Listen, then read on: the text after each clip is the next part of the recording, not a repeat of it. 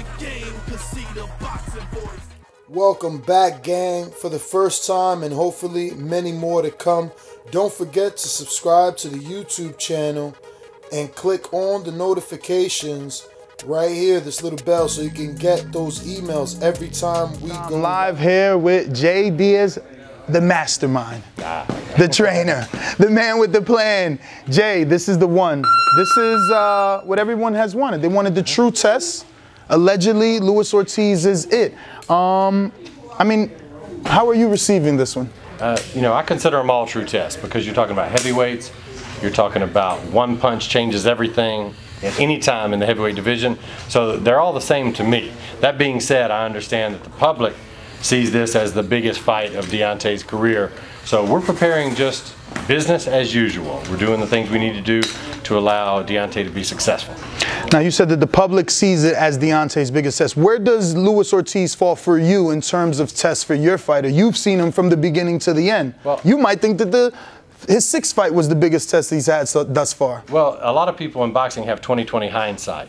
So going in, they'll look at a fight as, wow, this is a big fight, like Kelvin Price, like Malik Scott. And then after the fact, instead of giving Deontay credit, they'll denigrate the opponent, which is not fair. Because going in, those were fights people wondered, why are we taking those fights? This is a huge fight to everybody, I would hope, because to me, this is like the semifinals. This is the Final Four. It's the top 4 heavyweights in the world, all undefeated. Wilder against Ortiz, and then later in the month, Joshua against Parker. The 2 winners will meet later in the year for all the marbles, all the belts, one face, one name, one champion, and we believe that'll be Deontay Wilder. Now, Jay, I mean, obviously you are the trainer, but you're also the manager.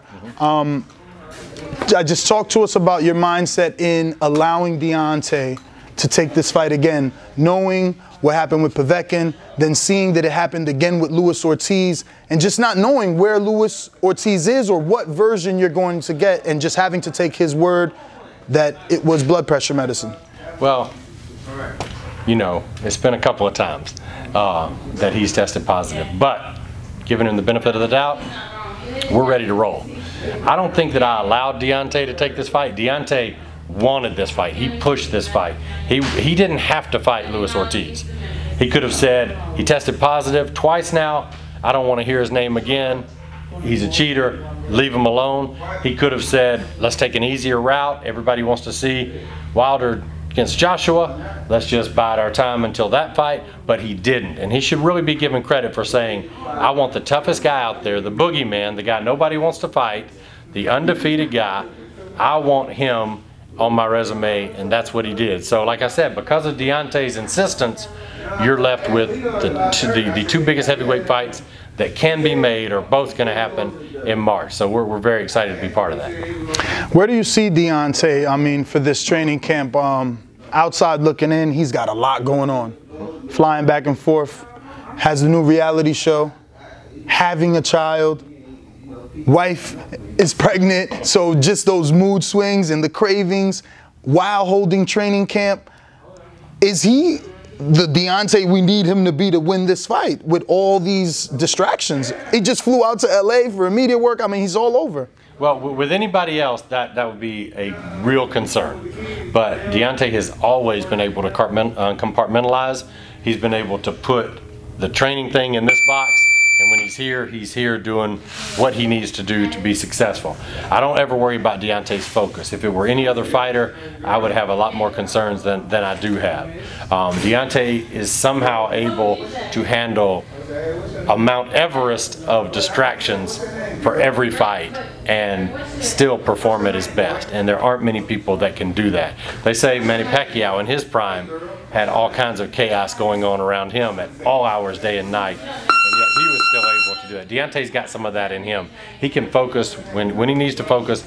He focuses, and so I have not seen any letdown, anything that would indicate that his mind or focus is not where it needs to be.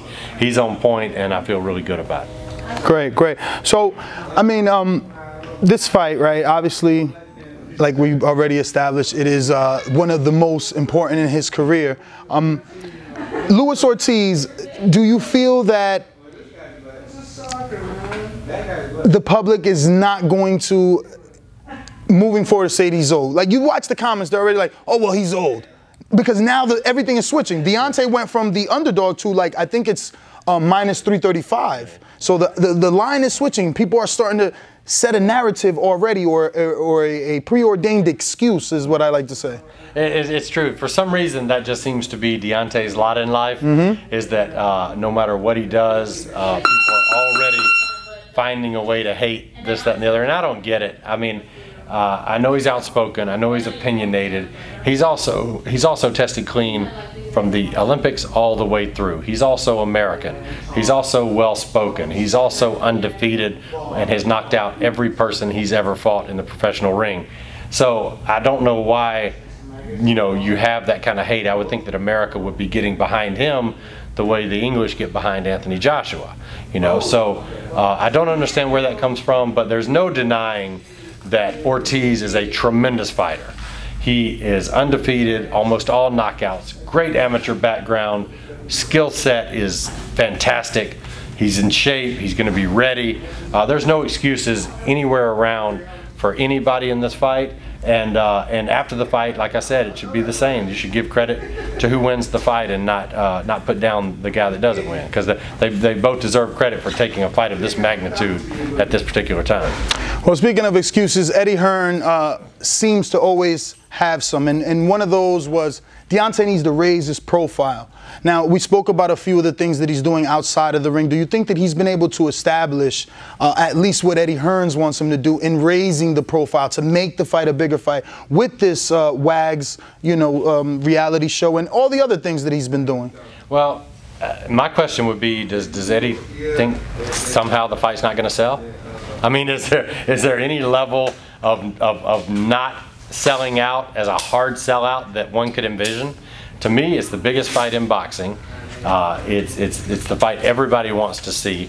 We have to take care of business first against Ortiz, who is a tremendous fighter. Joshua has to take care of business first against Parker, who is a fantastic fighter. So this is what makes it so compelling. Coming off these two fights, should it be Wilder, which we fully intend it will be, and should it be Joshua, then those two fights in itself will be what needs to build up. I don't think people will tolerate Joshua taking another fight after Parker. Should it be Joshua and Wilder, I don't think the public is going to tolerate, oh, we want to fight Dillian Whyte again, or oh, we want to do this. I don't think people will buy it. I think that there will be a severe backlash, and I wouldn't want to be the person that tells the world, oh, we don't want to do that right now. I would not want to be that person. I wouldn't want to be that person either, but I'll give you some revisionist history. Canelo just did it. The world wanted Triple G. He said, you know what? You know, Mexicans don't play around. I'm going to fight him. But first, let me fight Amir Khan, which was a big money fight. Almost 600,000 pay-per-views rumored. So I can see a Joshua who Eddie Hearn already is setting up the Povetkin, David Price winner on the undercard. You know, they have options out there for Anthony Joshua. They're going to take a beating for it. If they go that route, they'll take a beating in the media for it, and among the fan sites and everything. It's just you don't have as many options at heavyweight that Canelo has. He had Amir Khan coming up. He had Julio Cesar Chavez Jr. coming down. There were some things that you could make compelling matchups before you got to Triple G that would still sell. I don't know. I really don't know what Joshua can do that's going to excite the public. I mean, excite? No, but what's the right word? Bottom line? Not bottom line, but I guess maintain him at a certain level. Like if Dillian Whyte gets a nice looking win over Lucas Brown, I think the UK public, not the entire American public or the world, will accept Anthony Joshua sidestepping Deontay Wilder. But the UK public would definitely, in my opinion, protect Anthony Joshua, give him a, you know, domestic Dillian Whyte rematch, or Povetkin, he's so dangerous. He's back in the rankings. He just beat David Price on the undercard. He's the mandatory, and they go with that excuse because, you know, he is the mandatory if he gets this win. Yeah, well, it can happen, but I still think the fight everybody wants to see would be Wilder and Joshua. I mean, first things first, we got to take care of business, and he's got to take care of business, and then we can have more discussions about this. But certainly the perception would be that Wilder wants to fight, and for whatever reason, the Joshua people don't, and that would be the perception of the public. All right, my last one on this, right? Because as the manager, do you think it's a faster route and a intelligent move for you to tell your father, look, let's just get in one of the rankings for his belt? Even though he's the WBC champion, let's force it the way Earl Spence did it, the way Gennady did it to Canelo, Earl did it to Kell Brook, and now Jamal Charlo's trying to do to the winner of Gennady and Canelo. Just stay the course. Become the mandatory. Don't take anything. Don't take any step aside money. Just wait for your shot. Well, I think the WBC belt is the biggest belt in boxing historically. It's the Muhammad Ali, it's the Mike Tyson. He may have more belts, but this is the big belt. This is the big prize. And so I think that's where we are for now, and we'll look at other options as we go. But I think that, you know, the two are on a collision course, and I think the world wants it to happen sooner rather than later. Oh, they definitely want it to happen. Well, you're doing something not new, but maybe that most people don't know. You're bringing in a whole fresh set of sparring partners, right? Like, he had sparring, then you kind of shut down and let his body recoup. Now you're starting sparring back up. Right. Well, we do something different than probably any other camp that I've ever heard. The traditional way to do it is to go 3 to 4 weeks getting in shape, and then 3 or 4 weeks sparring, and then you go fight. But Deontay's already in shape. When he doesn't ever get out of shape, so it didn't make a lot of sense to me to spend 3 weeks getting somebody in shape that's already in shape.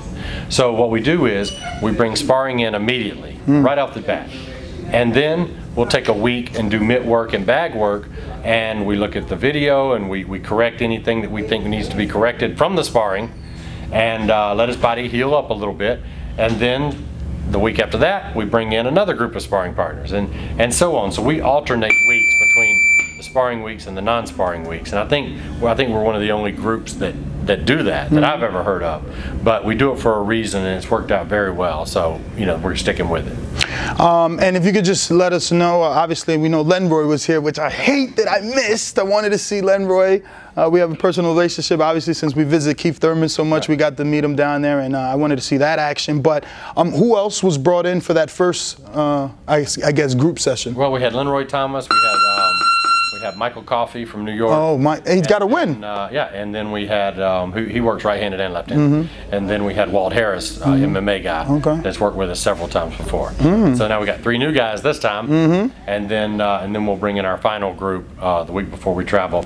Which I see you got Joey Abor. Is some early planning for Tyson Fury? Yeah, we got no. Joey is just a good, strong, capable southpaw, and we thought that. He carries so much power in his hands that it's a good look. It's going to be a good look for Deontay to see somebody that at any time can land a big, strong punch. And this is his first time, right? Yeah, being in with Deontay. This is 2 of the 3 guys, Donovan Dennis and Joey Abel's first time. Lonzo Butler's been here multiple. Yeah, obviously. I can't wait for tomorrow. 2 new guys with Deontay. Jay, you've been great. Thank you so much.